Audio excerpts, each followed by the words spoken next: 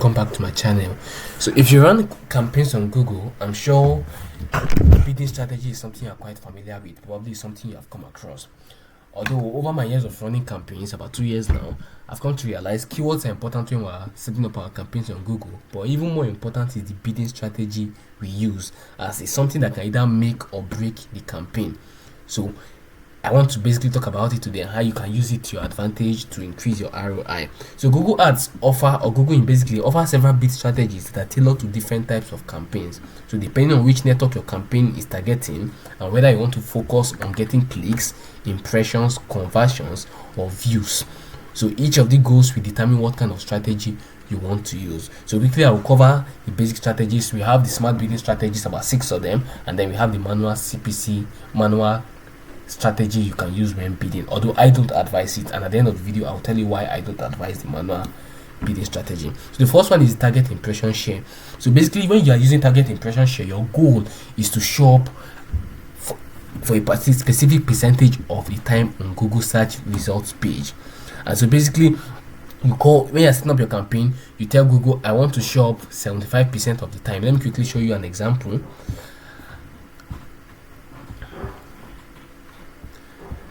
And so let's assume I was creating a new campaign.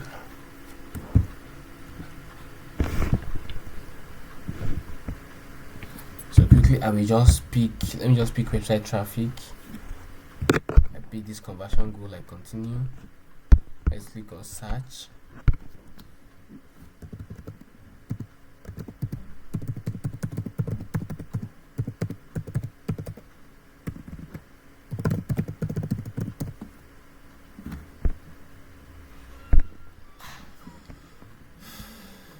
So basically they're asking bidding, what do you want to focus on? So I was talking about target impression share, so we come to impression share. So basically this is how it comes out. So they will ask you, where do you want your ads to appear? So you can choose top of the results page, absolute top, which means your ads will be the first on the search engine results page when people come searching for your products or any keywords for which you have set your product. And so the percent impression share, so if I click 90%, I mean 90% of the time I want my ads to show. Probably if I click top of the result page, or I click absolute top, so I mean if I put 90%, 80% of the time I want my ad to show at the absolute top of the results page. And so that's how this in particular, that's how it works. And so when do you use it, or when should I use it? You want to use it when it's brand visibility you are focused on. So basically when you are trying your focus or your goal is brand visibility or brand awareness, that is when you want to use the target impression share visibility strategy. And so the only condition that you need to use it is that your campaign must be on search network. So because there are many networks when you're setting up your campaign, there's a display and other networks you could use, and so you use it particular when the condition rather is that your campaign must be on the search network. So an example I will give for target impression share is, for let's say you have an Apple launching. Let's say Apple is not launching a new iPhone, or you're in charge of managing Apple and you're launching a new iPhone and you want everyone to see your ad. So let's assume that you set your target impression share to 90%. It's like you're saying, out of 100 times people search for smartphones, I want them to see iPhone ad 90 times. And so basically that's just what it means. So we'll go to the second one, maximize clicks. So the goal of maximize click is to get as many clicks as possible within a specific budget. And so most of the time when you're setting up your campaign, you are allowed to choose a specific budget. And so the goal of maximize click is to get as many clicks as possible within our budget. So basically think of it as an auction where you're telling Google to get the most stuffs or the most clicks for your money. And so it's great for businesses that will just want traffic to their website. Let's assume maybe you created a new website and you just want people to come to that website. So it's good when you're trying to get attention, get traffic to your website. So the only condition is that you must have a set traffic. An example I'll give you is that imagine you're running a local bakery and there's a festival in town and you want to attract as many people as possible. By maximizing clicks, you're essentially giving out flyers to as many people as possible, hoping they will visit your festival in town. So basically that's about maximize clicks. So the third one is target CPA, also called the target cost per acquisition. So the goal of the target cost per acquisition is to get as many conversions as possible at a specific cost.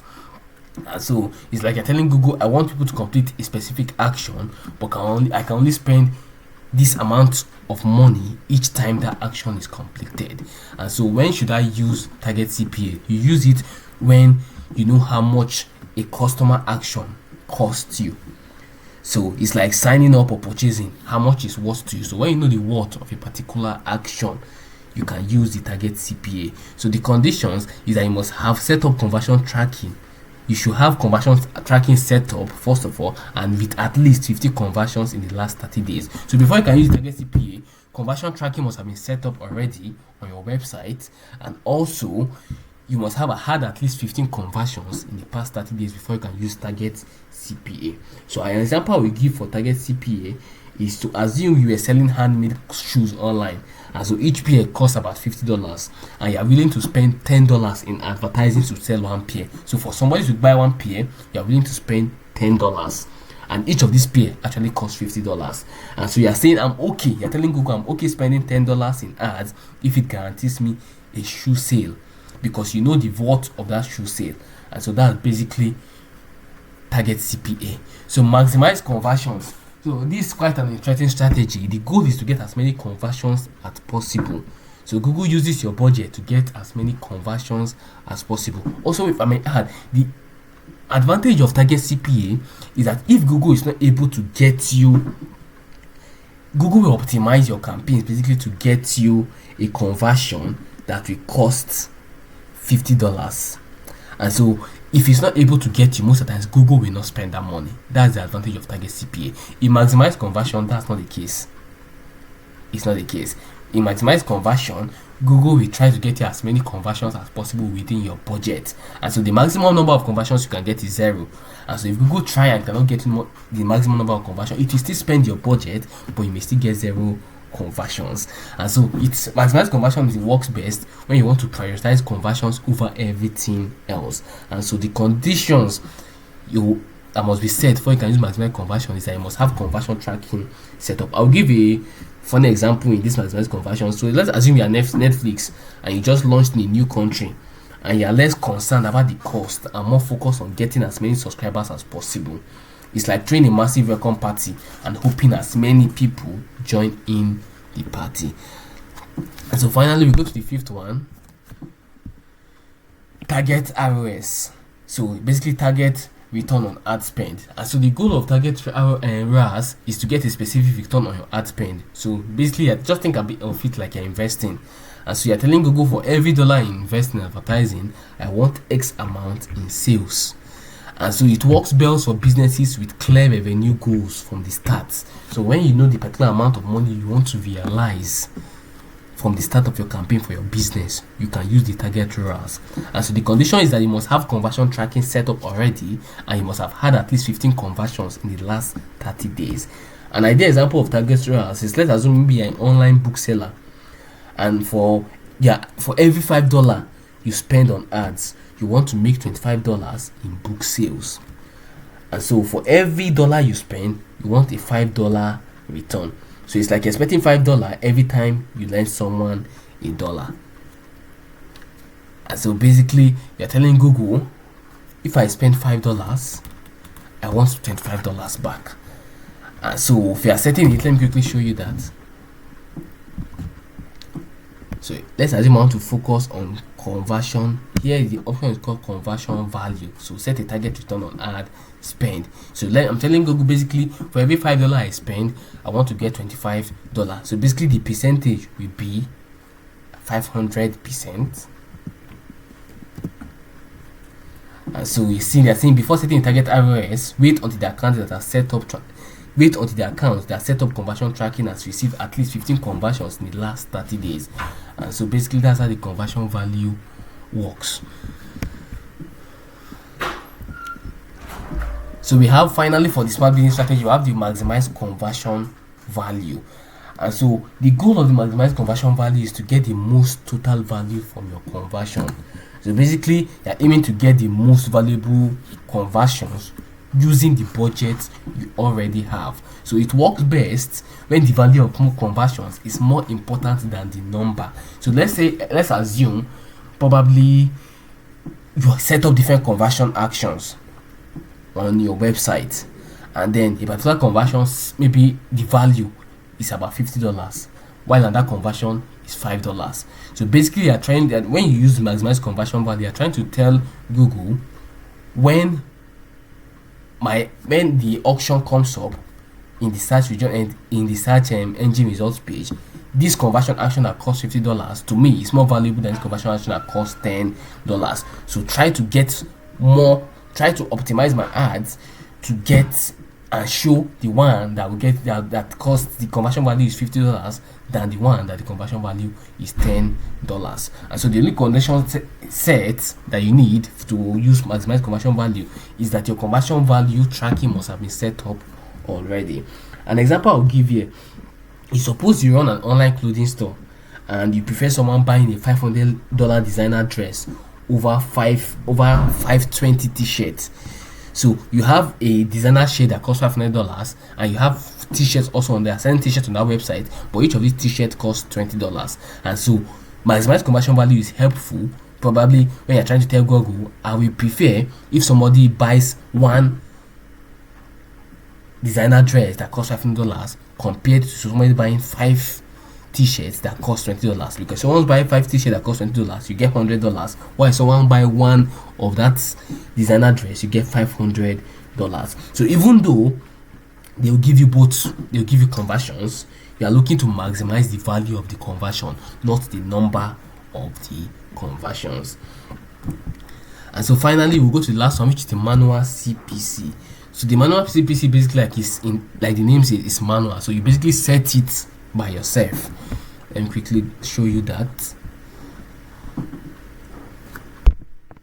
Okay, I don't know this new format. I'm not seeing that there. There should be somewhere I could be able to see that.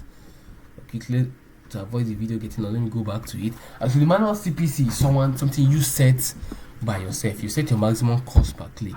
So the way it works is that you're setting a spending limit at auction. You're telling Google, I won't pay more than X dollars for a particular click. It works best when you want control over your bidding and have a clear understanding of what a click is worth to you. The only condition for manual CPC is that it requires expertise, probably over the years experience and management, to make sure you realize the exact money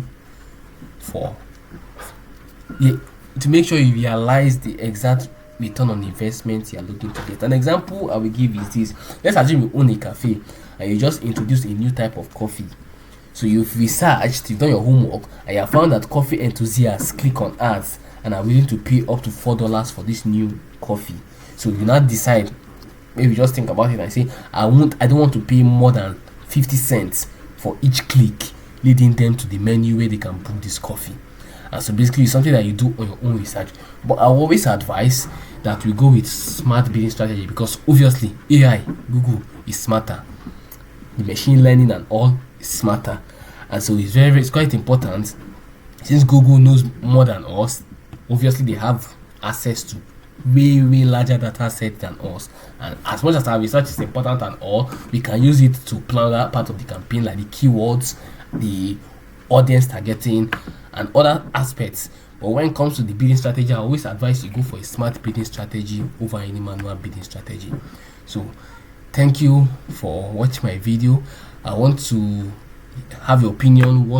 If anything confused you, if you understand manual bidding strategies, it's a question that is usually frequently asked during interviews. The last interview I got on, this question was asked, and I was asked to explain an advisory strategy to recommend for a client. I was given a case study and I was advised to recommend the bidding strategy for the client. So it's important you know this at the back of your head if you are running a Google Ads campaign, or if you run Google Ads campaign regularly on Google.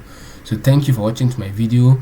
If you enjoyed this video, kindly subscribe to my channel. It helps increase visibility. It helps other people to find the video. And let me know what next you want me to talk about. See you in the next video.